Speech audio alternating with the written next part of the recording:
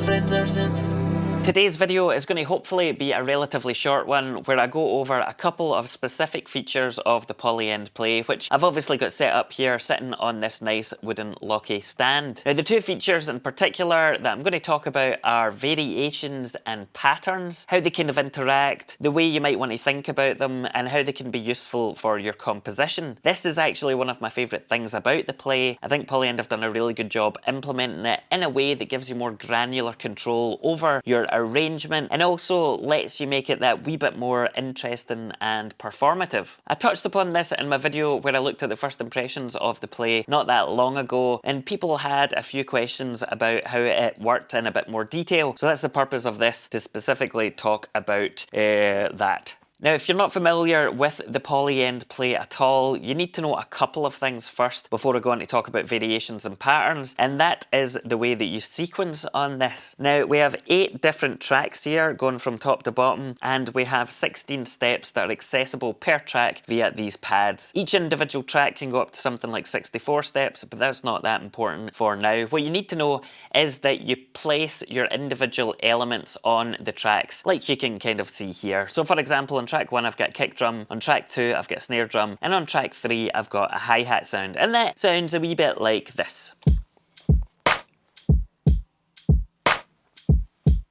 Nice. Now, the thing about variations is that it allows you to have different sequences for each track that you can switch between either individually or multiples at the same time without changing everything all at once, which allows you to have a whole bunch of different combinations. Now, to access the variations for each track, you would press down on this column here, you know, corresponding to the track you want to switch up. You can also do this and do them all at once, which is very satisfying. Now, the way that this variations screen or variations view works is that the red pads indicate active variations, the ones that are currently playing or will be played when you press play. The dim yellow pads indicate variations where there is nothing in them, so they're just blank. And then the pads that are a brighter yellow indicate an inactive variation, but one where there is actually steps. So for example, if we change them all to a pad that is light yellow, or dark yellow, I guess I should say, you'll see there's nothing there. But, you know, if I engage some of these steps, which are the brighter yellow, then we start to get patterns.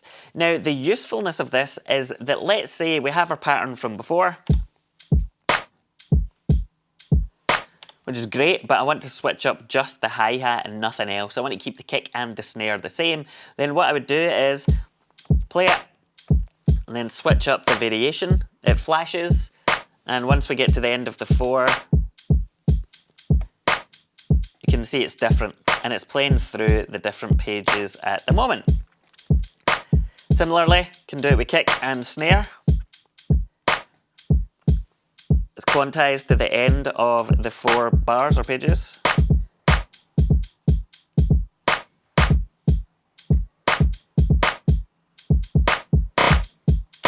Nice.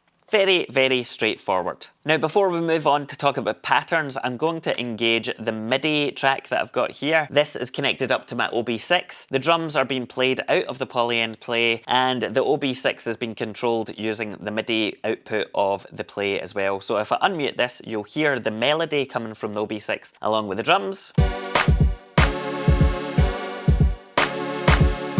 You can see I've got no variations of the melody, it's just blank in there. I'll return in a second.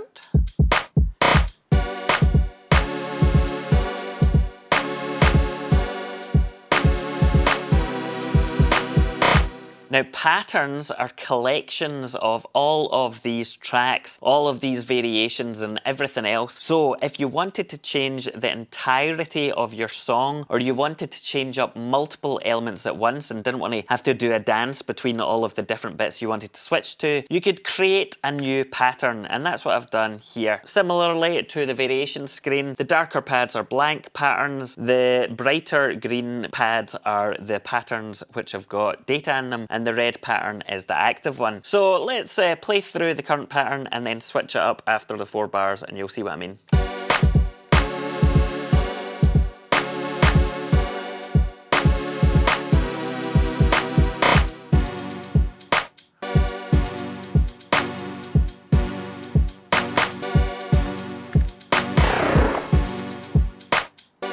switch back here, you'll see the drums change completely.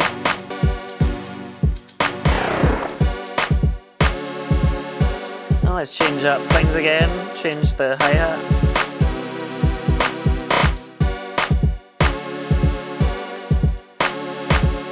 What about a total change?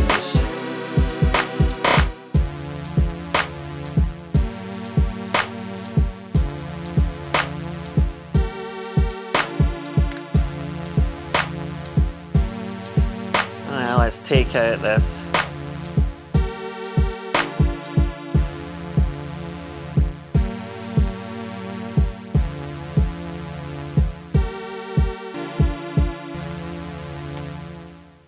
So there you have it. Patterns, variations, and a very poorly composed bit of music. Now, one question that I saw come up was how best to use variations and patterns, or perhaps more accurately, how they can be most useful for composing songs or arrangements. Now, for me, the way that I think about them is if we take a traditional idea of a song with an intro, a verse, a chorus, another verse, a bridge, and then an outro, each of those sections are quite distinct, and they might have very different melodies, totally different drum patterns, and everything else. And that is where a pattern would come in handy, because your patterns can correspond to entirely different sections of your song where lots of different elements are changing at once. Whereas within a verse or within, a chorus or other parts of your arrangement, certain elements will want to change, or you want to, switch up your hi-hat, change up your kick drum, throw in a wee fill or whatever it is, and that is where variations are most useful. So let's say I'm playing through my verse and I just want to change the guitar line, or I just want to change the snare and bass line, then variations are really useful for that, whereas patterns will let me jump between big sections of my song. If we were to use patterns in order to just change one element, even though there's quite a lot of space in here, that would quickly fill up, and it would also be quite difficult to remember, okay, well, this particular pattern corresponds to the hi-hat change, whereas this one is the kick drum change, and how do I get combinations of changes? It's just not a particularly efficient way of treating minor changes, whereas variations are. So that is my take on variations and patterns and how I think they can most effectively and efficiently be used within a song arrangement. Obviously, you don't need to follow that approach. If you've got a really simple arrangement, then maybe you could just use patterns and it would be more straightforward in your mind. But I would encourage you to look into variations because it does give you a lot more control and lets you make things